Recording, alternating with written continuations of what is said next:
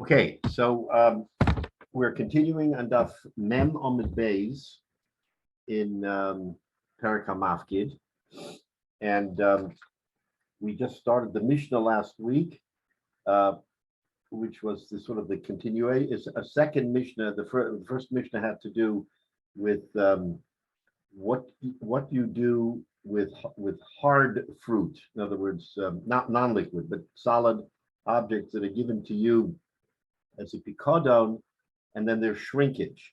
So that Mishnah on Omid Aleph discussed what you do, what you give back. In other words, what shrinkage do you, the shomer, the nifgad, have to absorb, and what shrinkage does the mafkid, the one who gave it, you have to absorb. Then the Mishnah we started last week had the same question with regard to liquids, and with liquids like wine or oil.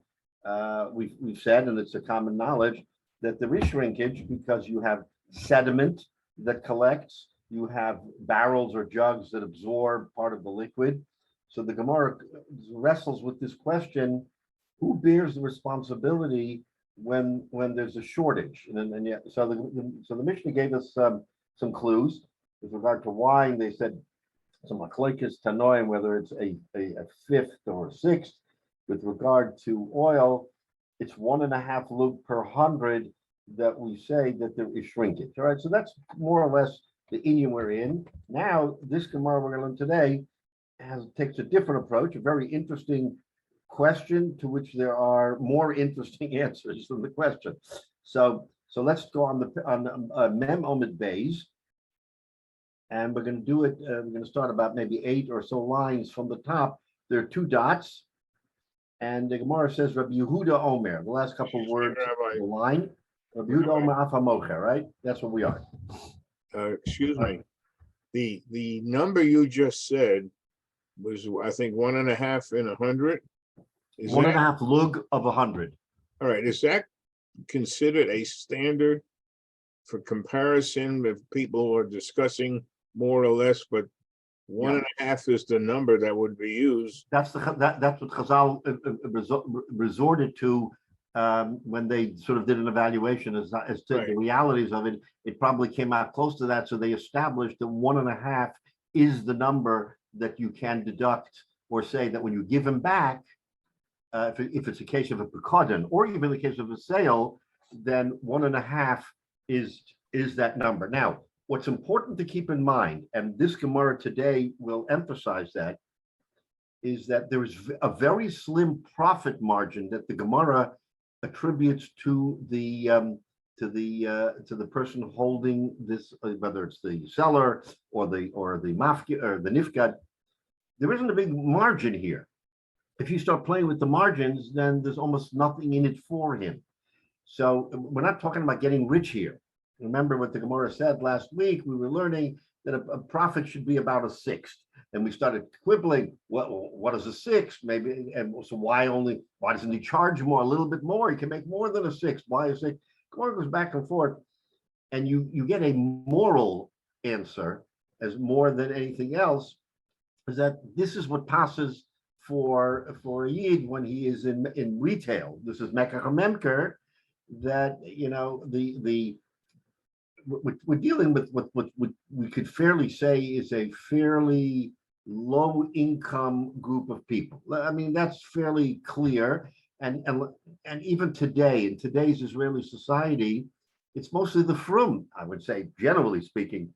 More of the frum are at the poverty level or below than maybe the larger segment of the population.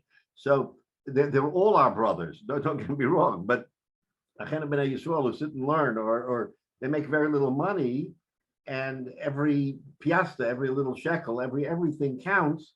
And here you're going to deduct from them, from this poor moicher who makes a living barely by the skin of his teeth, and he makes it through that lug and a half of sediment that he's able to take off the 100, and you're going to quibble with him and say, no, he shouldn't do it, or he should take less, or whatever.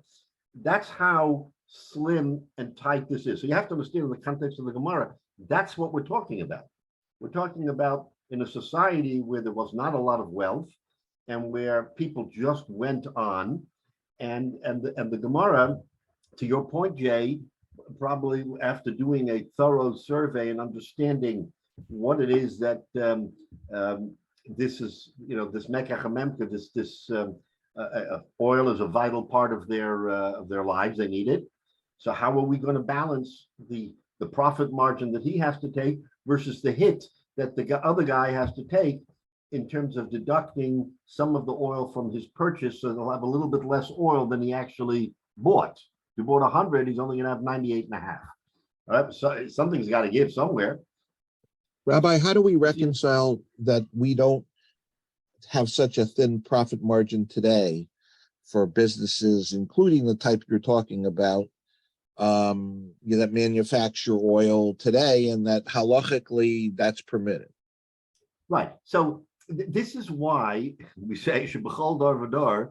That's why you have to go to a posek. You can't really say, well, the Gemara 2,000 years ago said that this is what you should do, so this is what I should do. I mean, that's kind of very narrow-minded. This is a guideline. This tells us, if nothing, Michael, it tells us don't gouge. Now, whether it's a 6 or a little bit more or whatever, but you're not in this to make a, quote, a killing.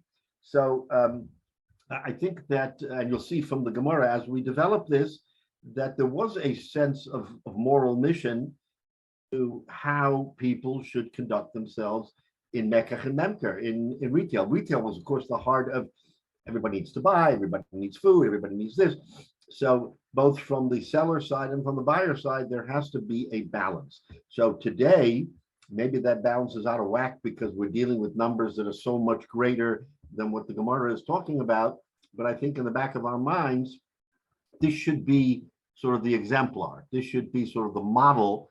And then, no one is going to say that you violated the terms of the agreement if you did not follow this. But clearly there is a moral obligation to not gouge, to not be not be a chazer. I mean, you make money, you make money. It's fine. No one doesn't want you to make money, but also keep in mind. And again, by the way, that also applies. And Rabbi Moshe used to say this, that, and we know this as a factual matter, that the two similar circumstances with two different sets of people have two different answers. You don't have the same answer necessarily when you're sitting for a psak in front of two very wealthy people, or whether you're sitting in psak in front of an almana who barely has anything and is dealing, with a livelihood. There are different halachic answers. It's not one size fits all. I mean, we know this. So, well, in the time of the Gemara, there wasn't all that much wealth. But yeah, go ahead. It was also a different wholesale retail world until relatively recently, and certainly in the times of the Gemara and Yisrael and Bavel. Almost all your agricultural stuff was grown locally. Here now today, it's a big deal to say buy local produce, but that was the only produce, and with the exception of things like spices, which we have going that time of Yosef, remember, the traveling spice traders. But except for things like that, everything was local. So you'd have a lot of stuff would just be sold directly by the farmer. It would be a big deal if you even had one middleman in between, and you didn't have like today where it gets grown in Kansas and then shipped to Chicago and then turned into flour and then shipped to New York and then shipped overseas and so on, with everybody taking a cut. Absolutely, and you'll see from the Gemara that we're talking about that the Gemara makes a nafkamina between whether or not it's a wholesale retail sale or a sale to a private individual, as to whether or not there are different degrees of halacha in terms of what you can profit or what you can have. So you're absolutely right. I mean, the whole system was very much different than it is today. So we have to keep that in mind. You can't draw a direct parallel. What the Gemara what do we learn from a Gemara? I mean, the Gemara was the psak until we have a Shulchan Aruch, but the whole idea is that you have a, quote, moral code, and that moral code translates into what we know to be the legal code, okay? But legal and moral, or legal and equity, if you will, have always been part of the same equation. We don't have a separate Rahmanis barometer and a legal or halakha barometer. We mix the two together, as we do in our society. Our society is really a it's not strictly law. It's law and sort of the equities, and that's what a bezdin is, and even courts very much take that into account. So you have to understand your circumstance, and what you're saying is correct, Menashe, is that you have to understand the times and what the dealings were between people. So let's get into this now, and we're going to have more of an appreciation of what we're talking about. So the Gemara, he quotes the Gemara, Rabbi Yehuda Oma Af HaMoicha Shem Mezukak L'Chavera Kol Yemos HaShana. There's a makabel of lugu mechta shmarim l'meil. He quotes the Mishnah, where Rabbi Yehuda says in the Mishnah that if someone sells shemen mezukak, means pure oil, means the sediment has already fallen to the bottom, so you have no sediment. And what he does is the guy pays him $100, and he said, "I'm going to come to you 3-4 times a year, and every time I come, you'll ladle me out the oil that I need because I'm buying, let's say, 100 lug. So I'll buy 25 lug at a time, and you'll ladle out to me the 25 lug." So the Gemara, according to Rabbi Yehuda, Mekabel alav, the buyer already agrees in the beginning, Lugamech to Shmarim Lameya, that I'm only going to get 98.5, not 100. Why? Because that extra 1.5 that is going to fall to the bottom, that presumably is not going to be in the oil you're going to give me, that's yours, because there was a profit margin in that 1.5. Okay, that's where he makes his money. The seller makes his money in that 1.5. Doesn't make it anywhere else. Okay, that is Rabbi Yehuda.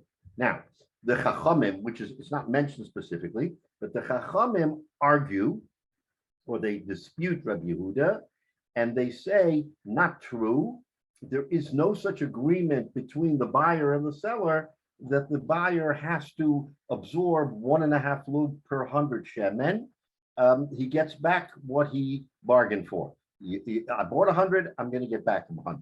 So that's the stage by which this Gemara will go on. Omar Abaya, so now Abaya is going to come and he's going to try to parse the difference between the Rabbi Yehuda and the Chachamim, whether, I mean, who's right and what's pshat in each one of them. So this is that next section of the Gemara. Omar Abaya, if you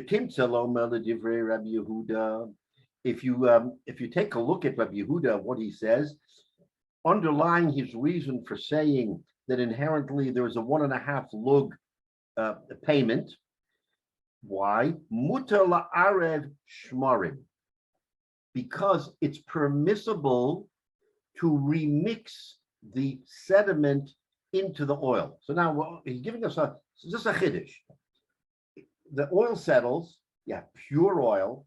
He's buying pure oil, but according to Rabbi Yehuda, if he wanted, he could have taken the ladle, mixed the oil before he ladled it out, and the shmarim would come back into the vat, in other words, from the bottom, and he would be giving the buyer oil with sediment in it.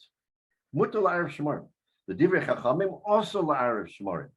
So Abaya is casting the machlokes between Rabbi Yehuda and the Chachamim as to whether or not it's permissible to mix the vat and sort of have the sediment rise from the bottom back into the rest of the oil and then pour it out. That's the machlokes according to Abaya. The divrei Rabbi Yehuda, according to Rabbi Yehuda, mutar la'arev shmarim, it's permissible, v'hanatama the makabel, and this is why the buyer has to accept the omalei, because the seller can say to him, listen to this. This is something that we have learned many, many a time. It's called a migo. What's the migo? Boy la'arev lach. I could have mixed it, right? Mi lo arev lach, and I didn't mix it. Hashtana mikabel. So you have to accept. I could have mixed it. Nothing would have held me back from mixing it. And in mixing it, it's to my advantage because now you're taking part of the sediment in your purchase and you have to accept it. So now that I didn't do it, accept the fact that 1.5 lug off your quote unquote pure oil is going to be deducted. So that's the migo. That's what the buyer, according to Rabbi Yehuda, that's what the seller is telling the buyer.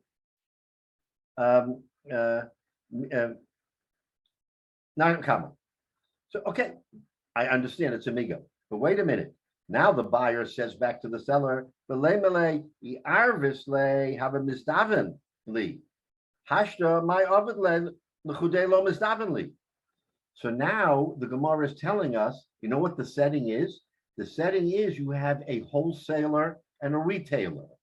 The wholesaler with whom this guy made a deal says, "I'll ladle you out during the course of the year oil because I have the vats, and you'll come every month or every quarter, and I'll give you the oil." Okay, so, but the deal is, it's only going to be 98.5. So he says, "Well, since I could have mixed the sediment, therefore you have to accept it." So the buyer comes back, the retailer comes back and says, "Well, wait a minute, you didn't mix it. So now you're telling me that you're only going to give me 98.5. So what about that 1.5? If you had mixed that 1.5 back in, says the retailer, and you would have poured it into my vat, I could have sold since I'm a retailer, I could have sold to my customers oil that has some sediment in it. And that would have been to my benefit. Now that you're giving me pure oil and telling me you're going to deduct the 1.5, so what? I'm going to ask you for the 1.5 sediment back. What am I going to do with 1.5 sediment? Who's going to buy 1.5 sediment from me? So I take a loss. Says the Gemara that that's his taina. The retailer's taina to the wholesaler is, you're taking away my parnasa because you're saying that I should give you the 1.5. Give me the 1.5, but mix it back in. I'm okay if you mix it back in, because when I sell to my customers, they're not makbid whether they get 100% pure oil or a little bit of a sediment in oil. But if you're going to tell me I did you a favor and I'm selling you only pure oil, and now here's your 1.5 sediment, what am I going to do with 1.5 sediment? That's a loss to me. So that's, according to Abaya, that's Rabbi Yehuda's theory. So Rabbi Yehuda says the reason why you do this is because he has a migo. And then he answers back and says, "Well, what kind of migo? You're still hurting me." And for the Gemara, right? So that's the kasha. And for the Gemara,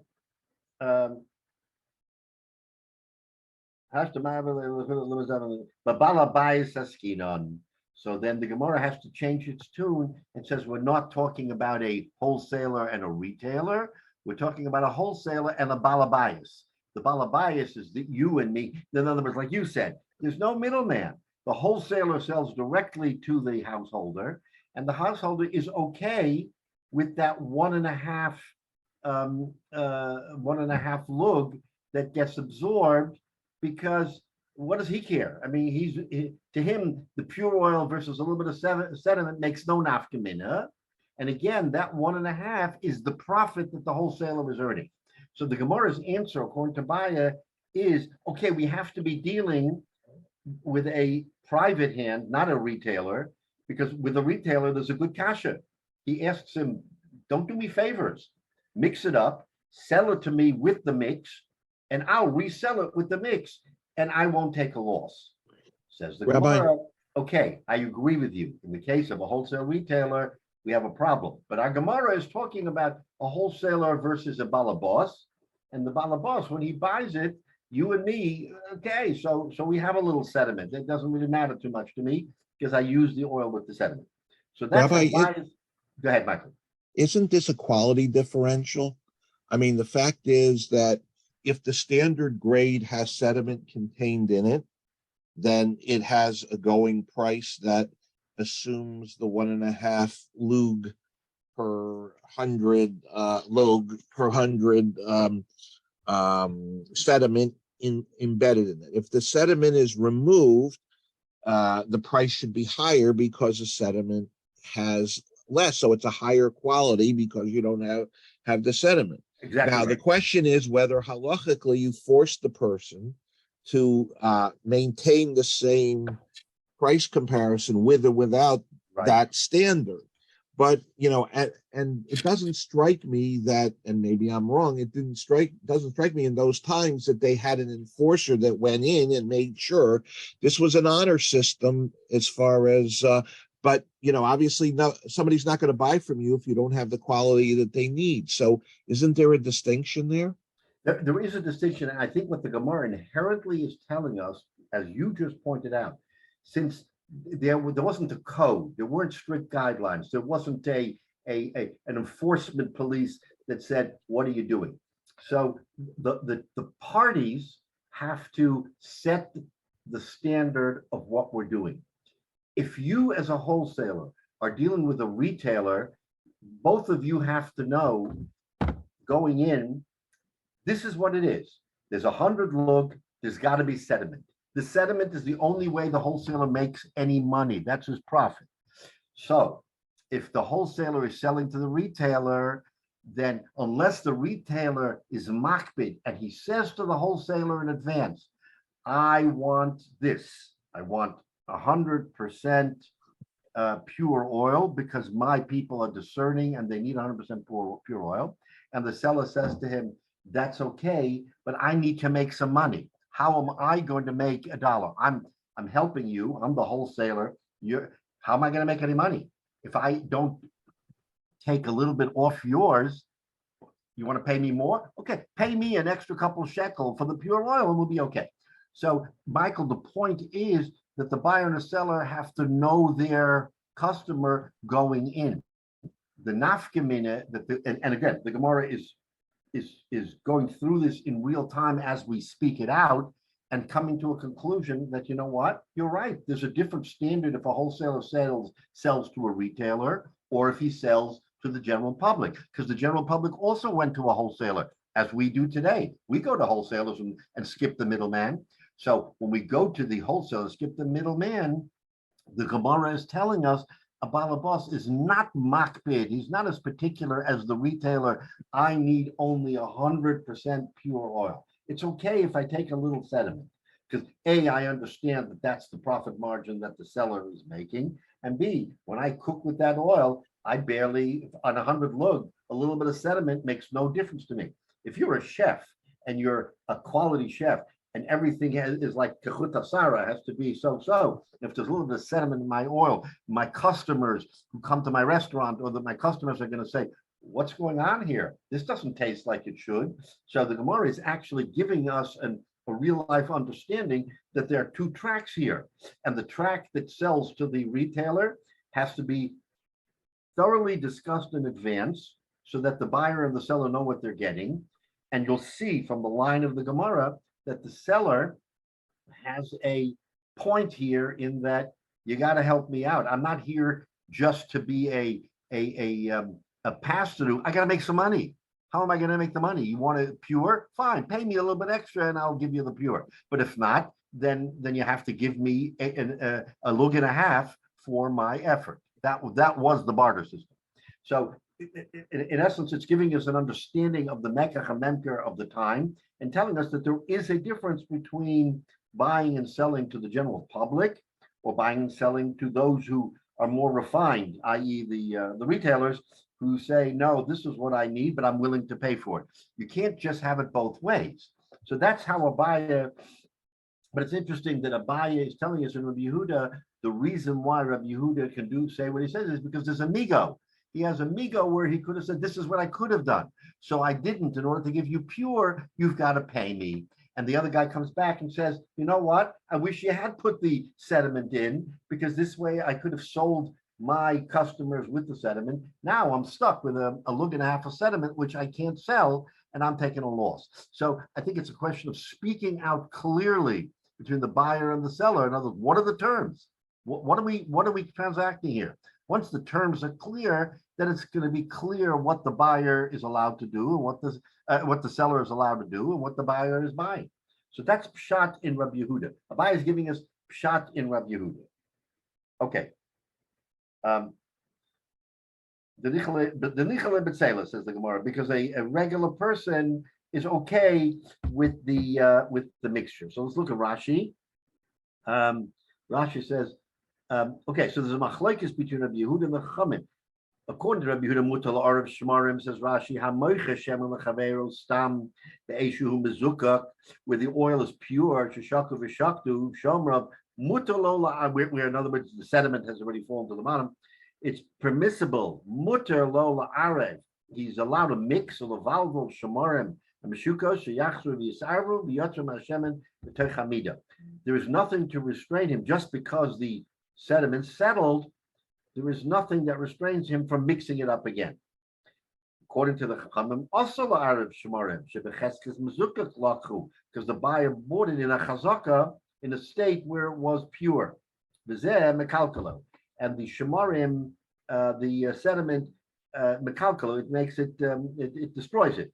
So maybe to the untrained eye, it doesn't matter if there's a little sediment, but to some people who are more refined, they can taste the difference. Behind the time in the Kabbalah love, lokeach lugamech to shamarim b'shelo arvu v'nasalo mazukah. So the Gemara says that's why he accepted that 1.5 purchase, because he's getting pure. The Amalei Moiche, because according to Rabbi Yehuda, he could say, I could have mixed it. Now, the other one says,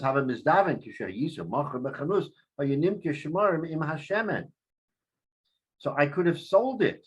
Now you're preventing me from selling because you gave me only the pure. I sold the pure, and I'm stuck with 1.5 of shemarim, which nobody will buy. There's no need for it.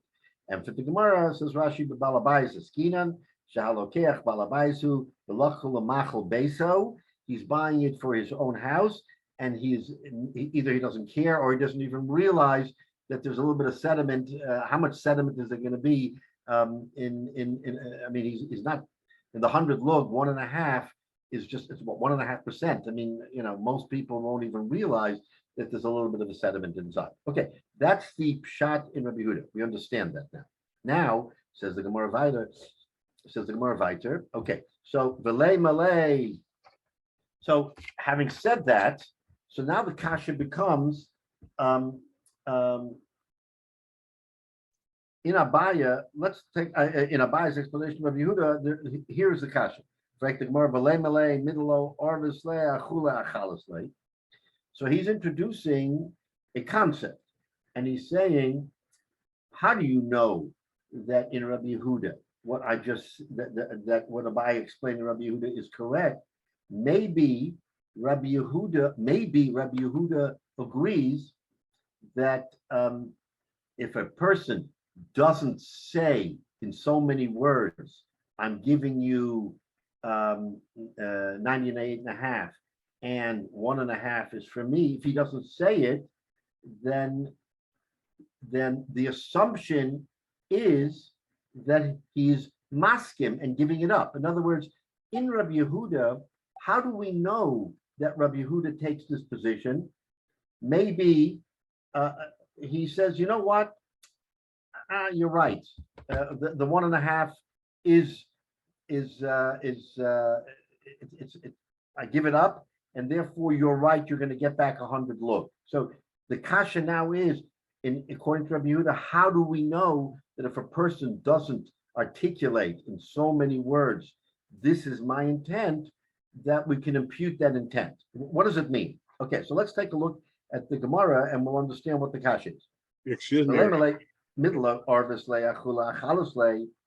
Let's say, since he didn't speak it out, he's Michael.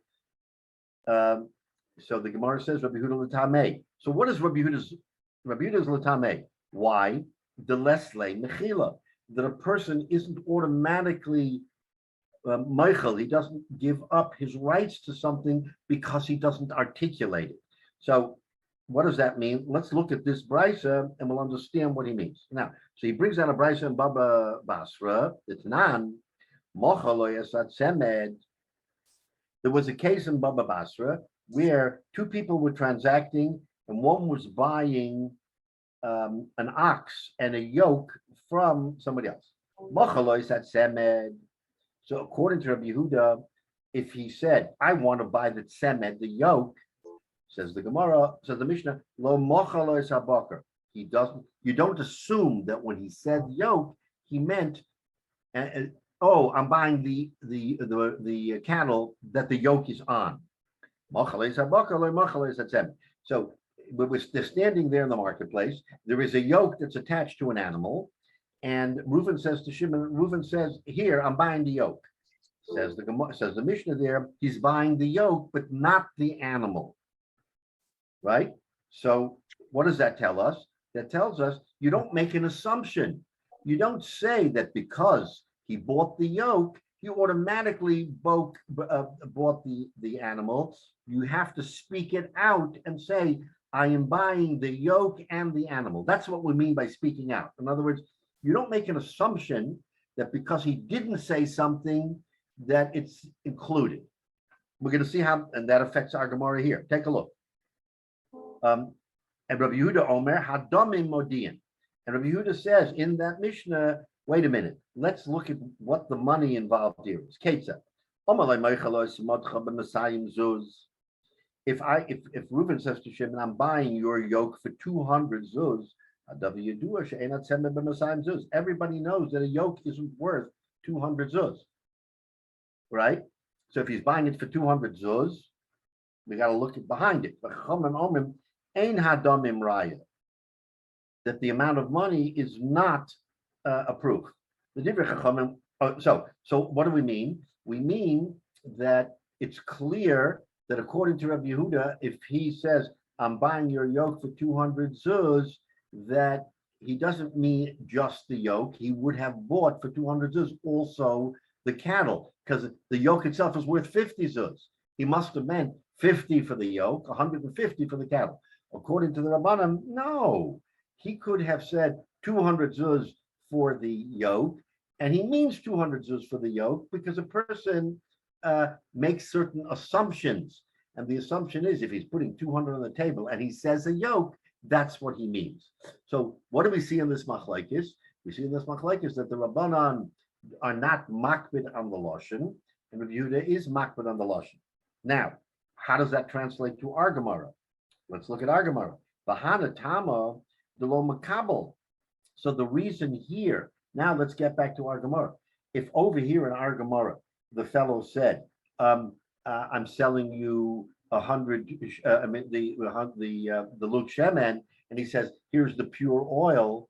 So he doesn't have to speak out according to Rabbi Yehuda and say that that's inclusive of the 1.5 lug, because according to Rabbi Yehuda, you don't make assumptions. You look at the actual transaction and you translate the transaction and say, if I paid 200 for a yoke, I must have bought the yoke and the animals because a yoke isn't worth 200.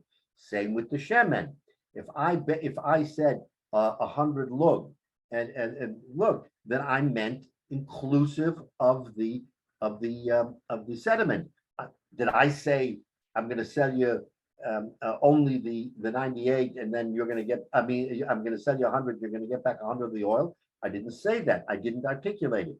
So the Gemara wants to show from that Mishnah in Baba Basra that Rabbi Yehuda is consistent, and when Rabbi Yehuda says 100, he means 100. He doesn't mean 98.5. Therefore, Abaya's interpretation of Rabbi Yehuda is correct. That Rabbi Yehuda means to say, I really am selling you 100, but it's 98.5 because I'm taking off 1.5, and that's the standard. If not, I would have said to you, you know what? I'm giving you back 100 of pure oil. You never said that. You have to say it in so many words according to Rabbi Yehuda in order for it to be clear.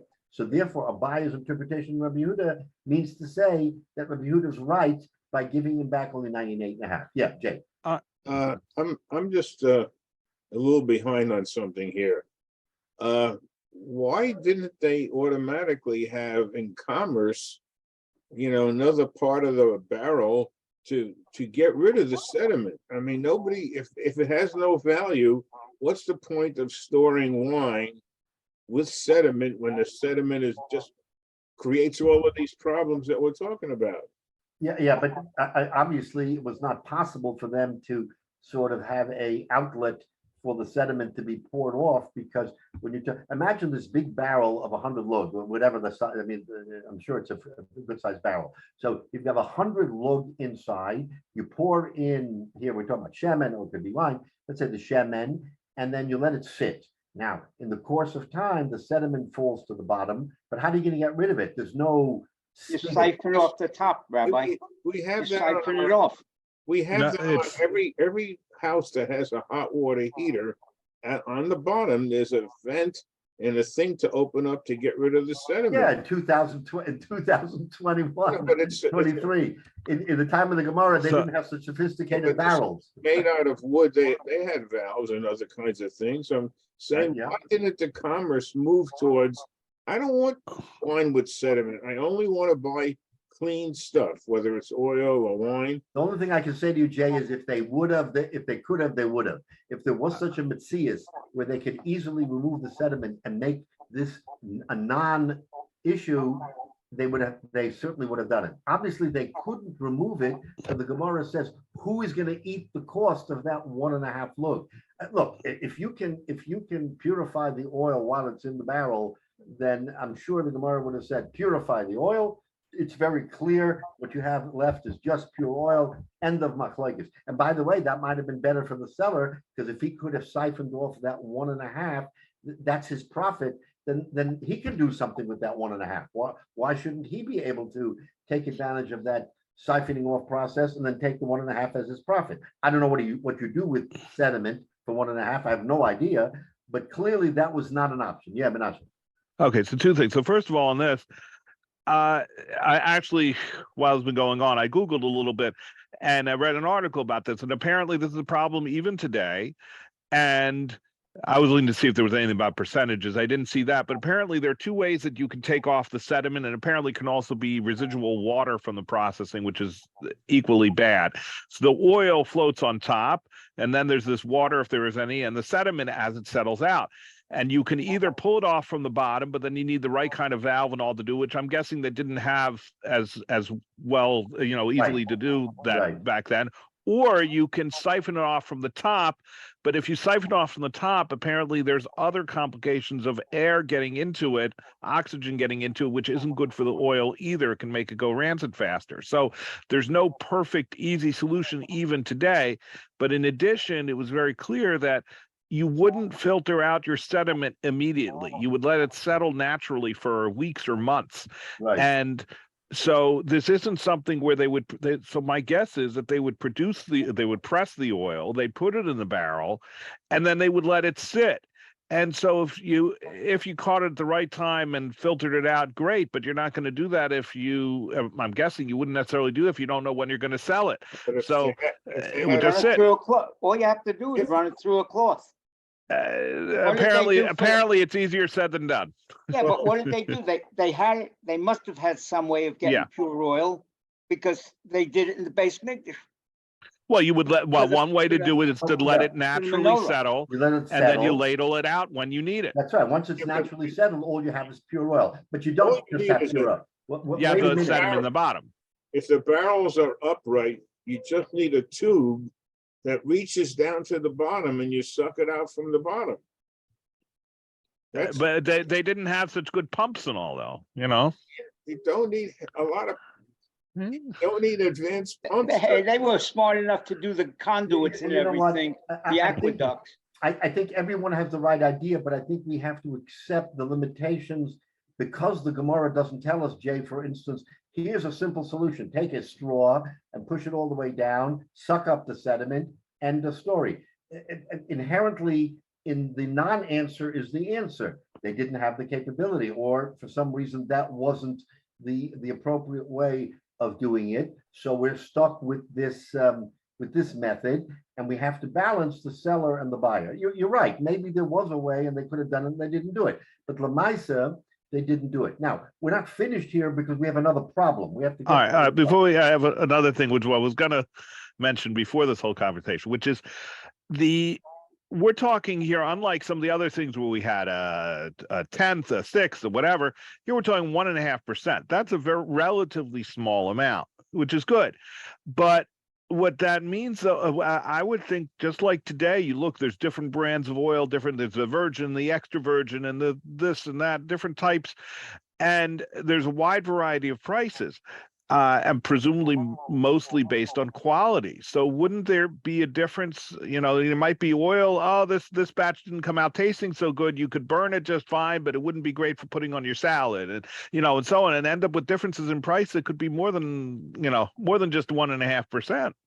Right. So inherent in this discussion in the Gemara, say the Mefarshim, that at the top of the chain here, when a person goes to a wholesaler, a retailer goes to a wholesaler and says, listen, I need oil during the year. I have no place to store it. I'm paying you. I'm going to come every month, every 3 months, and you're going to ladle me out oil. So that what's the Havamina here? Does he think in his mind, you know what, I'm making a deal and I'm going to get pure oil? So we have to get into his head. And does the retailer speak out and articulate, by the way, I know that oil settles over the course of the year, so I really only want the oil that is sitting there at the very top.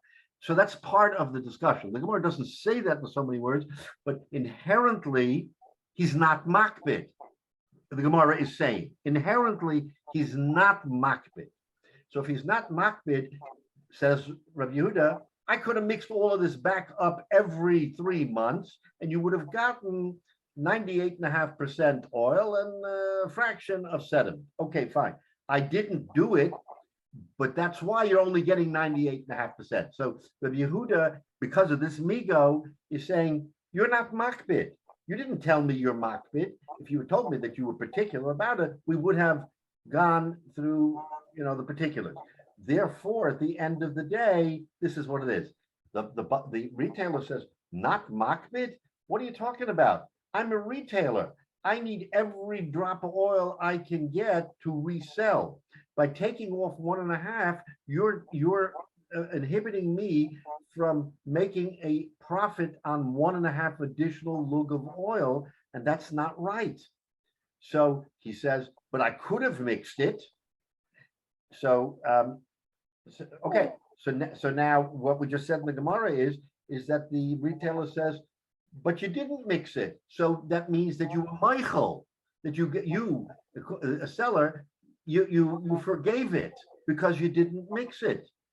Then the Gemara says, no, Rabbi Yehuda doesn't allow for forgiveness. Take a look at the Mishnah in Bava Basra, where the story of the yoke and the ox, we see that Rabbi Yehuda was particular. When he said 200 zuz, he didn't mean 200 zuz for the yoke and Michael, the rest of the money. The yoke is only 50. No, he must have meant 200 zuz, yoke and animal.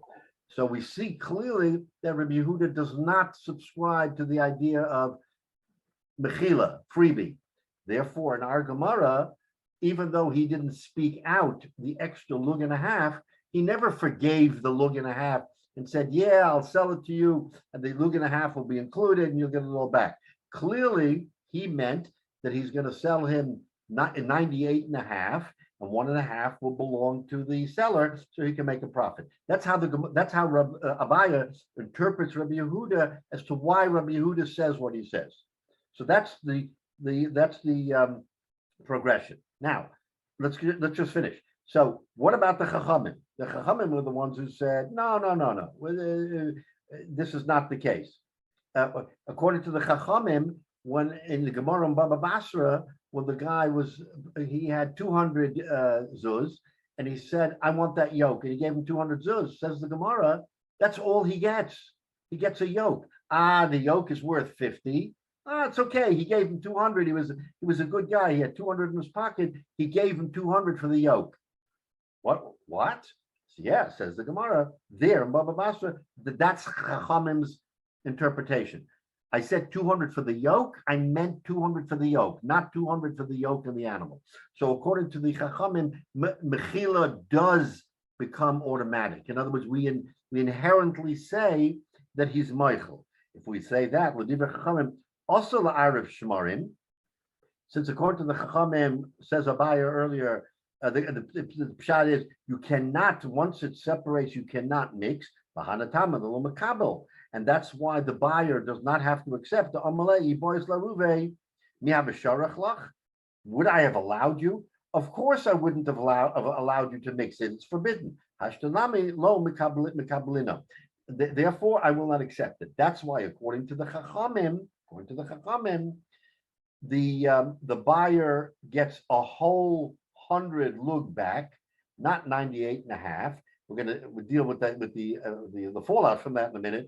But according to the Chachamim, that's what he bargained for, 100, and he gets 100. According to Rabbi Yehuda, it was 100 and he gets 98 and a half. Why? Because underlying this is the reason why this is the way it is because we have to look at what each man the Omer says about Mechila. According to Yehuda, there is no such a thing as Mechila. It has to be spoken out, and therefore they didn't speak it out, so he gets the 1.5. According to the Rabbanan, no, 100 is 100. And the fact that, what about the 1.5? No, Michael, the 1.5. The 1.5 was never came into discussion because it wasn't articulated. So what do we learn from this, at least in the time of the Gemara, is that there had to be a clear discussion between the buyer and the seller as to what was going on. According to Rabbi Yehuda, if you don't spell out Aleph Beis, then tough luck. You have to accept it. According to the Chachamim, it's understood 1.5 is the measure. Why? And again, the Gemara at the end will tell us, but I'm telling you is because that's the profit. If that's the profit, then of course you have to accept the buyer knowing that. Clearly he knew in the marketplace the only way the seller was making any money is by taking something off the top because he didn't pay him enough, so he has to take it off the top. Okay, so that's now the machlokes according to Abaya between the Rabbi Yehuda and the Chachamim. Very nice. Now, Rabbi, yeah. if it's only 1.5% and it's such a minimal amount, why doesn't he just charge 1.5% more and you get pure oil, or you get the one with sediment? Right, and you're 100% right. And Rashi earlier said, why didn't he charge more? He could have charged here. The Rashi that we had last week, we had over here. Here, look at the Rashi in the last of the top wide lines. You can't make more than a 6. Says Rashi,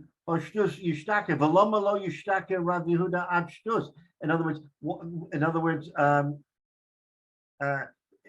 basically, let him charge a half of a shekel or whatever it is more, and make up the difference. He was the one who set the tone for how much would be paid. So if he felt that he would be strapped, he should have charged more, and he would have been allowed to, because the net amount still would have been 1/6, which is what the Gemara Shmuel says is the correct amount. So he basically, the Moichesh, according to this, David, he shortchanged himself by not charging enough. You're right, he should have charged a little bit more, and then this whole machlokes about 1.5 lug would have been moot, because he could have given it back to him and still made the profit. But he was an Erlich guy. He didn't want to charge even a penny more than he had to. So he charged this. And at the end of the day, he gets left holding the bag, and he has to argue to the guy, you're taking away my livelihood, because if I give you back this 1.5, I make nothing. So you're right. That was inherently part of the discussion, is at least, I mean, he wasn't a businessman, because if he would have been a businessman, he would have been able to recognize, I have this expense and this expense and this expense, and if all my expenses come through, I'm left with basically nothing. So I can't be a fool. I've got to do something. All right. So, but yeah, again, that's a good question. Rav Papa la Abaya. So now let's try to finish this. Rav Papa says to Abaya, Adarabba, Ipcha Mistaber, you just gave us a fair reasoning of the machlokes between Rabbi Yehuda and the Chachamim, based on whether he's Michael or not Michael, and this way we understand about that 1.5 lug. She says, Abai, you're wrong. Adarabba, Ipcha Mistabra. The theory is the other way around. What does he mean? The Divrei Chachamim, this is fascinating, so listen to this. The Divrei Chachamim, so starting with the Chachamim, where Abaya said, the Chachamim say you're not allowed to mix. According to this, Mutal Arif Shmarim. According to Rav Papa, the Chachamim say you are allowed to mix the Shmarim back into the oil. And this is the reason.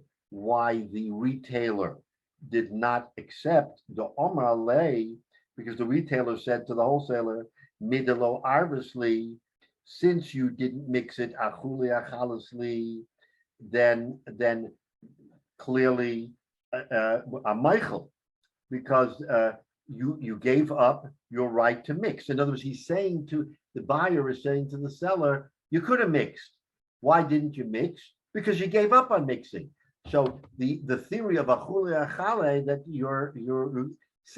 he holds that the Chachamim say that achule achale is correct, just as Abaya did, but he says that according to the Chachamim, he could have mixed. And the fact that he didn't is a raya that he gave it up.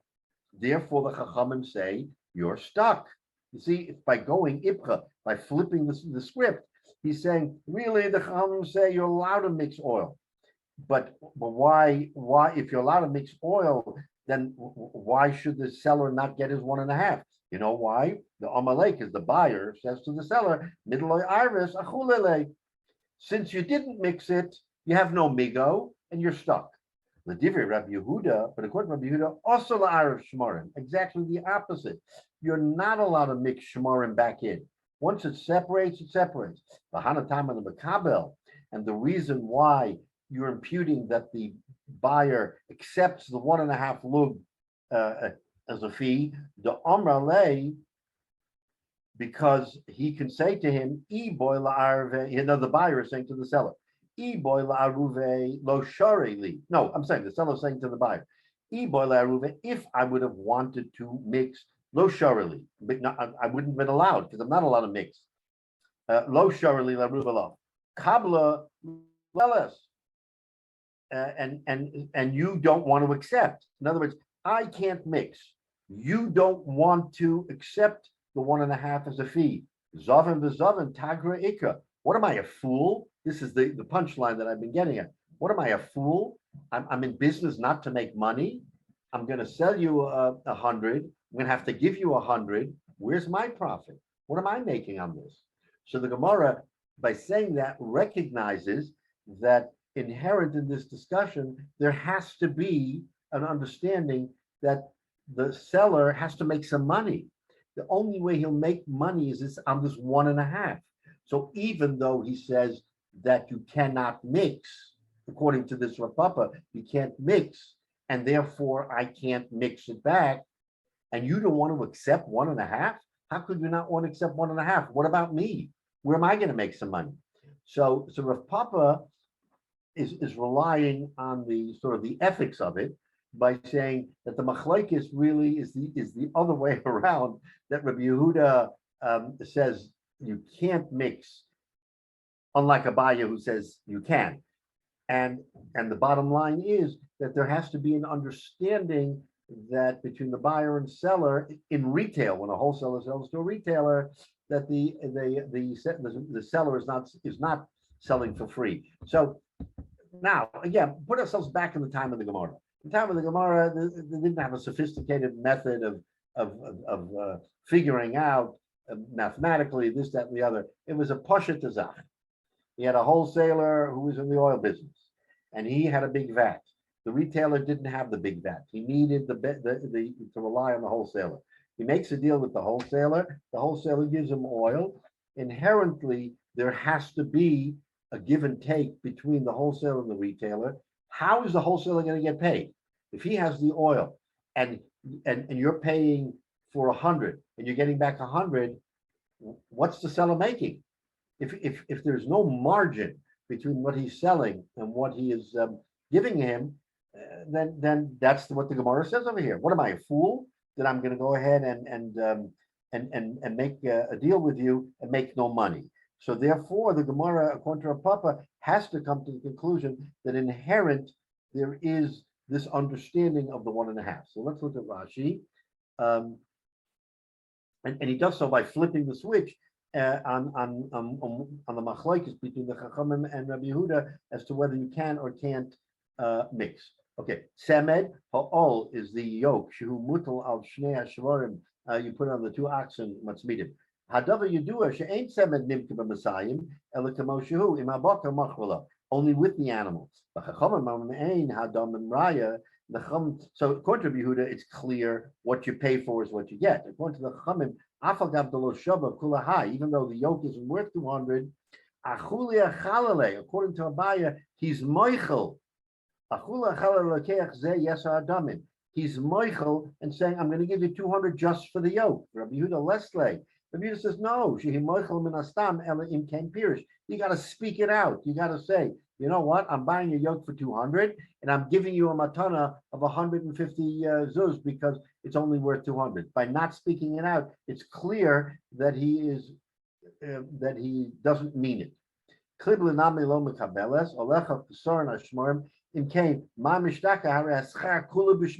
Rashi. The whole schar is in the sediment. So Zavin v'Zavin Tigre Ikre Bitmia. This is Akasha. If someone says to a fool, are you dealing with a fool that you're not giving him the opportunity for any profit? So a guy who doesn't know better stands at the corner, gets paid for 100, gives out 100, and at the end of the day, he looks in his pocket and he doesn't have a nickel. That the Gemara says inherently is not the case. Okay, so this is the conclusion we've come to in this Gemara.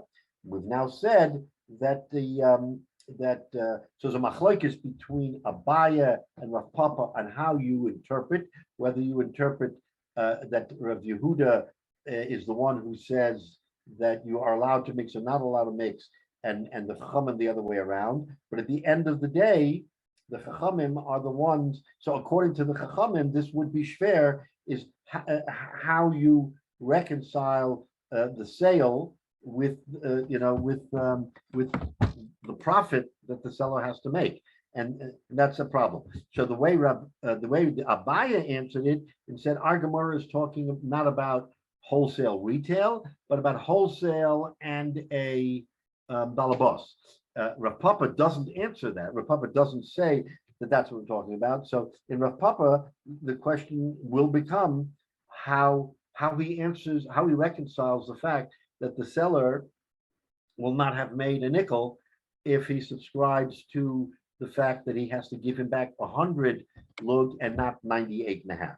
Again, this is an exercise in our thinking, so that we have to think about this, and that's why the halacha comes later and says, no, al pi halacha, that can't happen. You can't have a situation where the seller will walk away, do all this business and not make any money. So according to the halacha, you have to impute that there is a 1.5 lug fee, and that 1.5 lug is what will be the profit margin of the other fellow. So maybe let's just finish to the Mishnah, because before we were talking about the sediment, there's one other problem. So while we're talking about it, let's think about it. There is a problem of sediment, but there's also a problem, and again, you have to know this if you're in the business, that there is something that's like flotsam, something that floats to the top. Not only is there sediment that goes to the bottom, but there is the seeds of the oil or whatever it is that flows to the top, so that you have kind of a floating top of seeds or whatever it is, which also has some value or certainly takes a little bit away from the oil. So now says the Gemara, the Tana says, Echad alokeach ve'echad hamafkid lifkotiv, that the same halacha applies to a purchaser, one who buys oil, as it does to someone who just asks someone to store oil. Lifkotim. Lifkotim is this stuff that sits on the top that has to be accounted for, right? And it takes a little bit of away of the oil. It has some volume, not a lot, but it has some volume. So let's say it's only a half a lug. I don't know the amount, but it takes something away. So now, Frank, the Gemara, my lifkotim.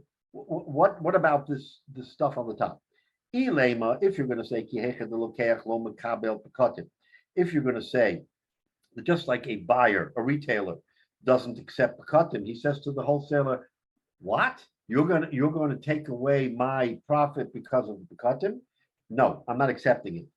If you say that, the Tana said that the same halacha applies to buyers and sellers as it does to a mafkid. If someone asks, if I ask you, do me a favor, hold this oil for me, and while you're holding this oil for me, the stuff rises to the top. The question is, what do you have to give me back? If you say just like a buyer doesn't have to accept this floating stuff, mafkid namilo makabel pakatim. Rabbi, they call it scum. The scum. Okay, in other words, it's basically seeds from the Yeah. oil, right? Right. So pekatim v'lei malei pekatcha ma even lahu. What am I going to do with it? So the seller or the nifka, the one who receives. Okay, I ask you, David, hold 100 lug for me.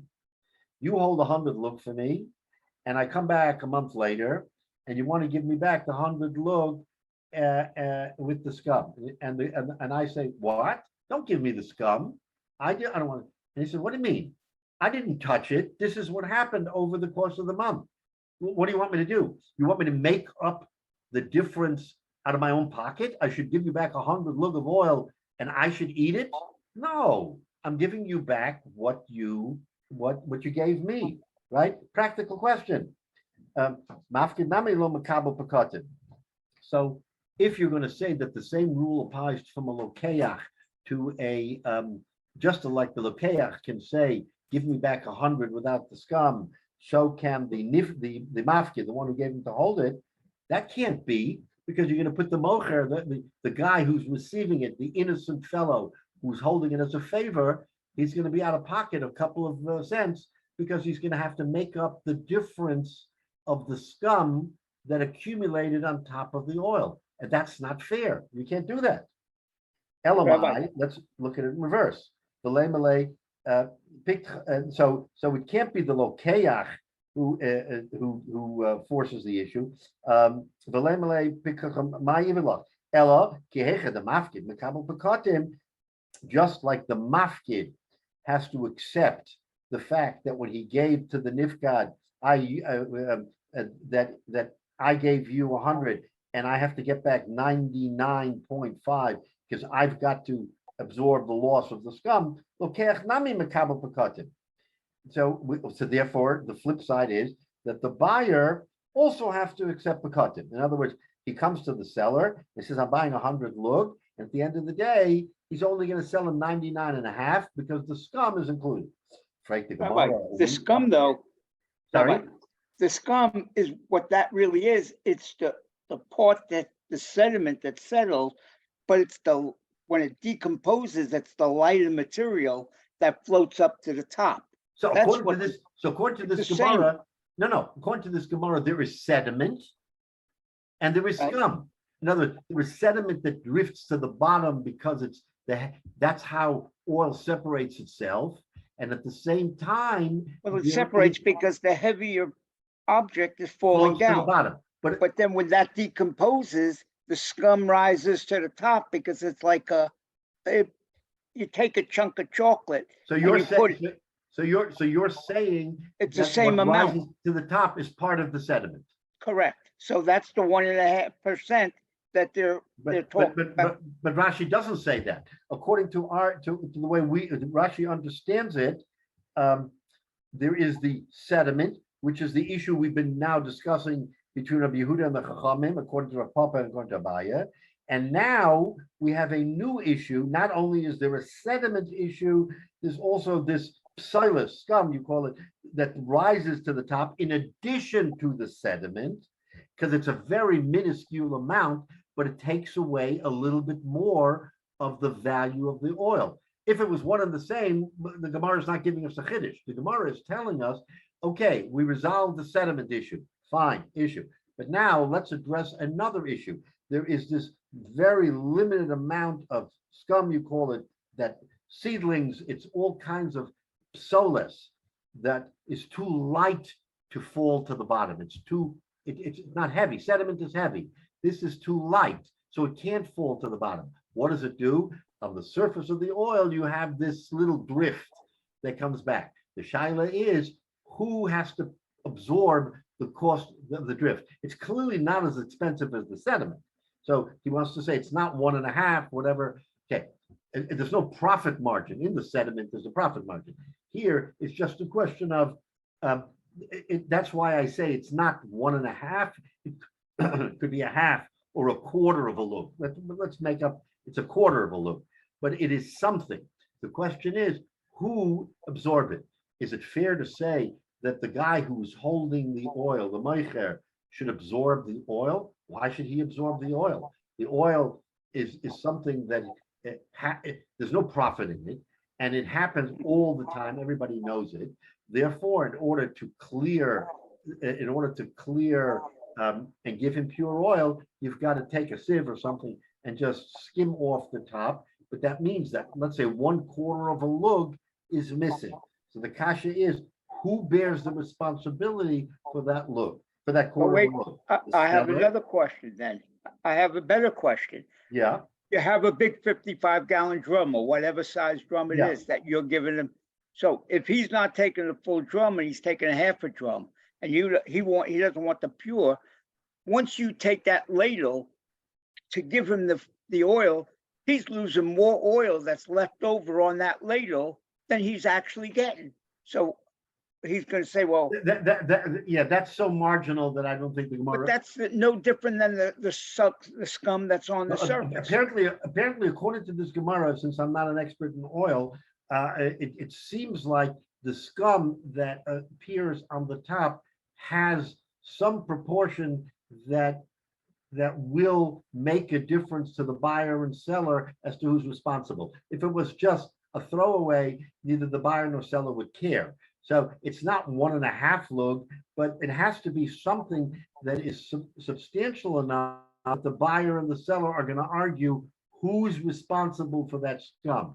Do I have to absorb it, or do you have to absorb it? So the Tana who's saying this is saying, wait a minute. Just like the buyer has to absorb it, so too does the mafkid. And the Gemara says, but that's not right. So he flip flops it, and he says, just like the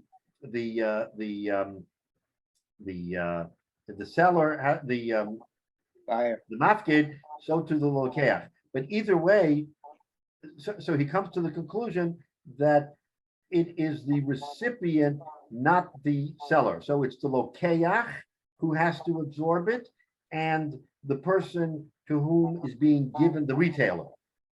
That's how this Tana learns it. Frek the Gemara, let's just complete. For Hatanya Rabbi Yehuda Omer, the same Rabbi Yehuda who we're talking about says in a brisa, lo omru shemen akur ela lamocher bovad.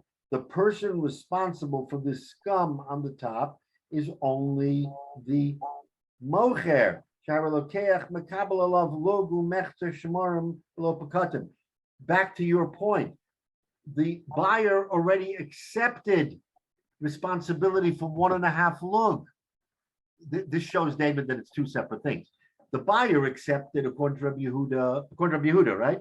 He accepted, I'm going to absorb that 1.5 lug, and you're going to give me back 9.5, 98.5. Says Rabbi Yehuda, you're going to ask him now to accept another fraction of scum? No, that we're not going to do. So Rabbi Yehuda says in a brisa that the seller can say, you buyer are getting 9.5, 98.5 because I have to make a profit. But I can't add on top of that another fraction for the scum. So, that's so he says, so that's Rabbi Yehuda's opinion. If that's Rabbi Yehuda's opinion, then it's a stira to the brisa, because the brisa we just said that it is the buyer who has to absorb, or the retailer. And here, Rabbi Yehuda says, Meferish in the Mishnah, it's the seller who has to absorb because he's already made profit on the 1.5. You can't ask the buyer to get stuck with another fraction of amount. So that's the kasha of the Gemara. It's a legitimate kasha, because, and that's the proof, by the way, that they're two separate things. There is the lug and a half that goes down, and then there's that fraction that comes up to the top. The fraction that comes up to the top, who has to absorb it? So according to the first brisa, the Tana says, you know what? The lokeach has to absorb it, or the nifkat. Comes Rabbi Yehuda and says, no, that's not fair. The Lokeach and the Nifgad already absorbed 1.5 a look for the Shemarim. You can't make them do it again. So the Gemara gives an answer. This is, and we'll finish here. The Gemara gives an answer. Lo kasha, no kasha. The Brises are talking about two different things. In one Brisa, he gave him the money for the oil in Tishrei. Tishrei was the season when they pressed the oil, when they harvested the olives, they pressed the oil, blah blah blah. Because shakel minei benissen. So since he paid for cheaper oil, because when he bought the oil in Tishrei, it had all kinds of stuff in it. He said to the seller, "You got to give me a discount. I'm buying oil with sediment. I'm buying oil with scum." So he had to adjust the price accordingly.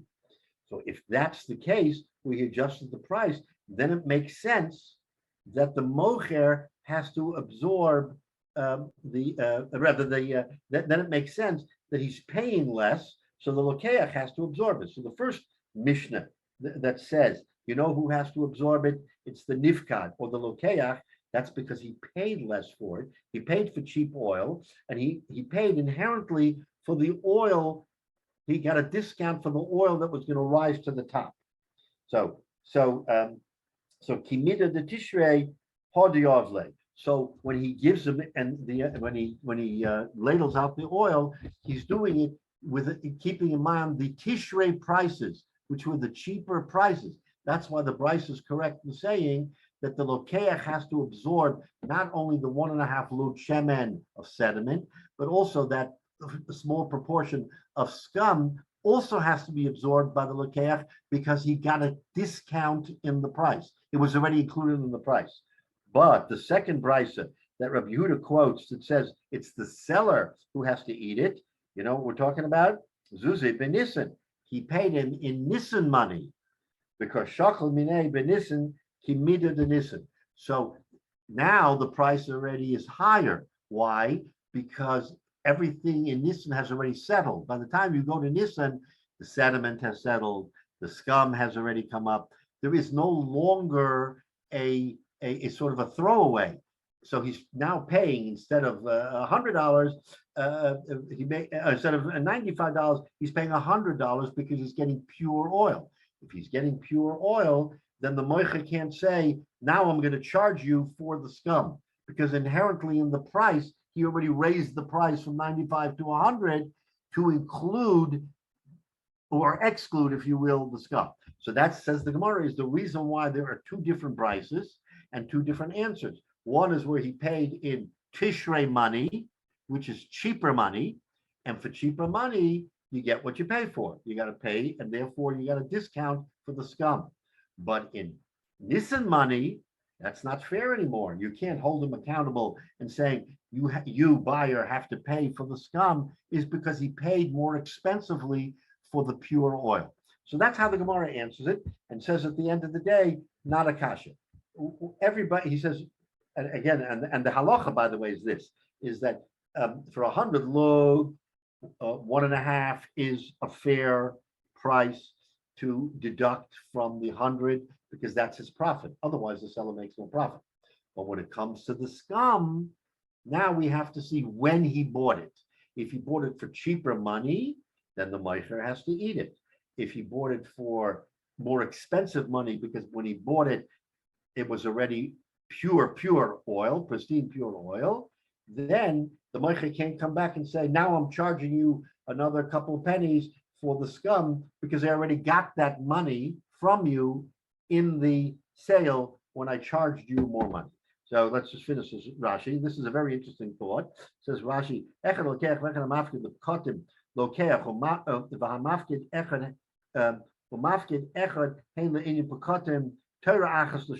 so when the first Brisa said it, it said there's the same halacha. There isn't a different halacha in Pekatim, in Skam, between a buyer and a shomer. Pekatim is psolis hagarinim.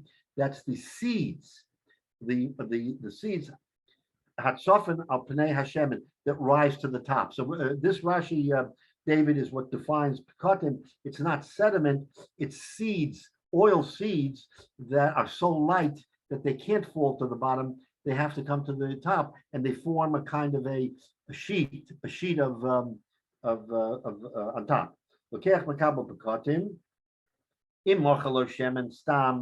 If he's just selling him oil, yikabel mimenu shemen im apakatim. So Rabbi Yehuda says, no, there's a brisa that says it's only to the seller, in which case it's the stira between the two. So he's already accepted 1.5 lug. You can't double charge him and charge him for the 1.5 on the bottom and for the let's say the half a lug on top. You can't do that. So he says, Ki mida de Tishrei, Tishar Hadamim Shel Tishrei, all the money of Tishrei, which is cheaper every kibbutz of Pekatim, because then it's the beginning of the harvest. The seller wants to sell as much as he can, so he discounts the oil. So a guy who's buying oil in Tishrei is buying cheaper oil. Shall listen, be yoker, more expensive. The derech kalashmanim zakim benissen, because by the time Nisan comes around, all of the oil is already 100% pure. Stam, and if a guy who buys stam, and it's known in the marketplace in Nisan that between the buyer and seller, there's only pure oil. There's no longer scum. There's no longer anything. Therefore, if he's paying for the privilege of pure oil, the mocher can't say, now I'm charging you for the scum.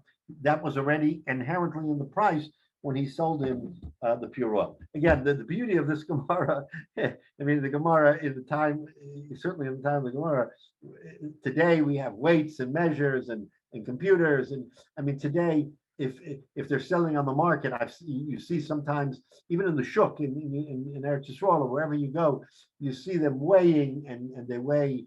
I mean, it's an unsophisticated, sophisticated market today as to how they buy and sell. But in the time of the Gemara, they went into the shuk and everything was done sort of like, here's the barrel, take a look, you see it's pure oil. I'm giving you pure oil. You come back next month, I'm going to give you more, but you're paying me for that sediment, or as the case may be, for the pekatim, for the toughest rises to the top. So again, it's a whole different inyan at the time of the Gemara than maybe today.